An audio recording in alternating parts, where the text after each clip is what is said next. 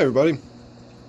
Today's project is going to be doing some simple maintenance here on my Gourami tank. I've got a friend that is actually in need of some plants for a new tank they're setting up, and I simultaneously was just kind of scratching my head as to what I'm going to do with some of the plants in this tank. It's getting a little overcrowded there to the left. If you'll notice over here, I've got all of this Java Fern that is just growing so dense and thick that even when I reduce the amount of water Sprite that's floating up above it, plenty of light gets through and gets down to this fern, but that fern then just blocks everything down here at the bottom of the tank. And while it's nice looking and it's certainly bright enough that I can see it clearly standing here in the room, it just doesn't come out very well on film. And when I do my videos, which I do frequently, I like to be able to, show off anything that's down there in that corner. Namely, my striped Raphael comes out and usually does not go much further than that sort of darkened area off to the left before he goes back in and hides in the caves again. So I'm definitely going to get in there today. I think I can remove this entire center clump right here. There's three main clumps. One is growing on that piece of wood. I don't know if you can tell or not, but there's a very large piece of wood back there. This is simply growing up off of the forward piece of the wood, so it too is on the same piece of wood. And then this clump over here is actually growing just into the rocks, so I'm going to leave that one alone altogether. And I'm probably just going to pull this center clump out because I think that's where the real blockage of the light is coming from. Other than that, I'm just going to do a simple water change. I'm going to wipe down the glass, and that's probably about it. I can't really imagine what else I'm going to do in here on today's maintenance. So have a look at this. This is your before, and there's your after.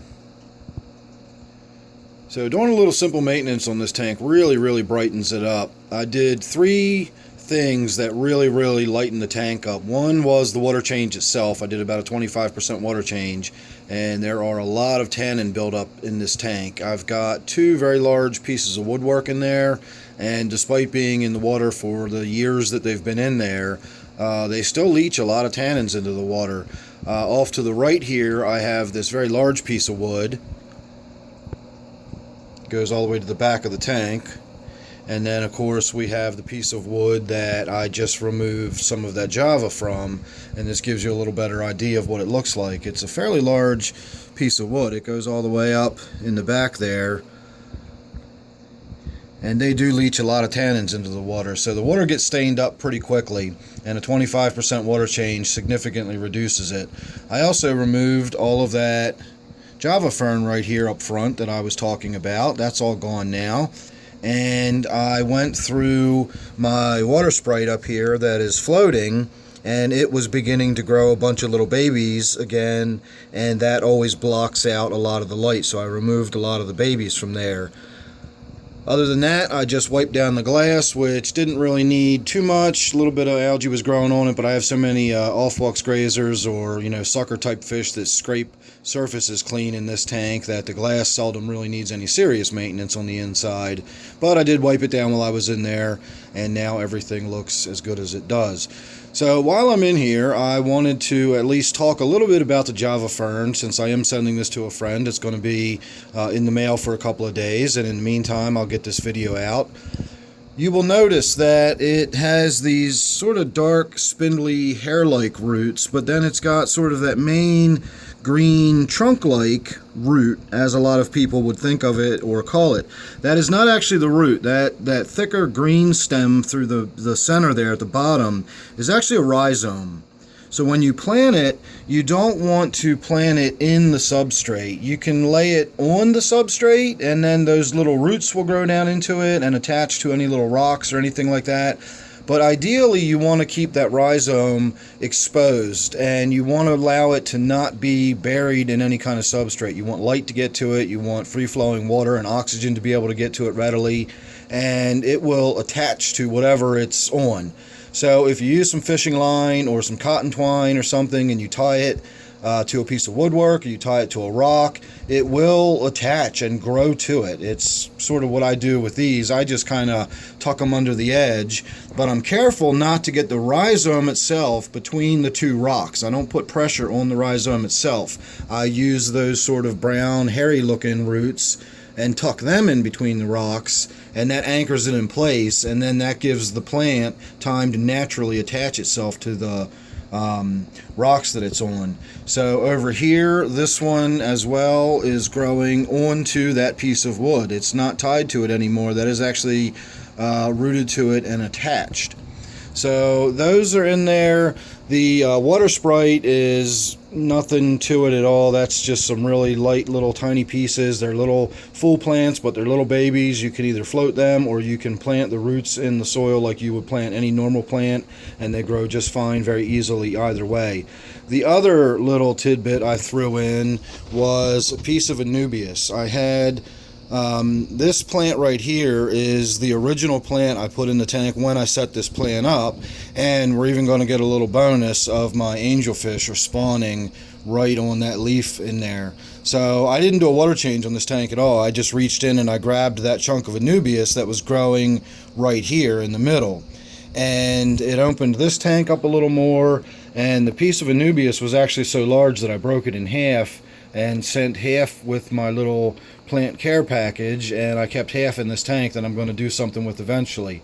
The same thing goes for the Anubias. The Anubias should not be planted in the substrate. It has a rhizome, and you need the rhizome to be exposed above the substrate. If it's gently covered enough to hold it in place, it will still grow, but it will grow really, really, really slowly. If you want it to grow well and you want it to grow reasonably quickly, the rhizome has to get light on it and plenty of oxygen and water movement, and it too will do exactly what it's done in this tank. It's rooted onto all of the rocks and it's growing attached to the piece of woodwork in there. So the Anubias is another one. It requires very little light, very little nutrients or anything like that. And if you've sat through all of this, I do have some interesting news for my regular viewers. I've purchased some plant food. I never use any kind of foods or ferts or anything like that. I talk all the time about how low tech my tanks are. I don't do any additives, I don't do any tabs, I don't do anything. But I recently bought some Flourish trace mineral plant food. I used to use that way back in the day, and I just kind of stopped, and I haven't used any sort of food or ferts for the last several years. So I'm going to start experimenting with that again, start feeding some of my tanks and seeing if I don't get different types of growth or different rates of growth. One thing I'm interested in is the